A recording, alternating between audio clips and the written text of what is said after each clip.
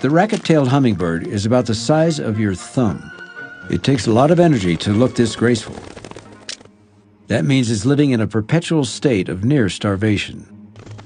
In fact, its metabolism is so fast, it needs to fuel up on nectar over 1,000 times a day. It can't stop feeding for a moment.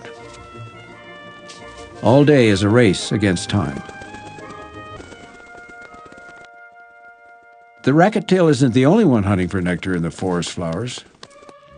Bees are too, and they don't like to share. A single bee sting close to the bird's heart could be fatal.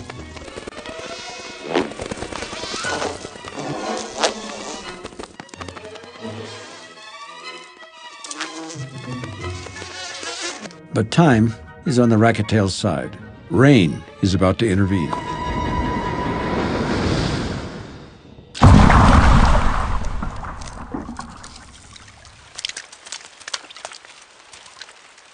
A raindrop as big as its head may not be much fun for a hummingbird, but it's altogether too much for a bee.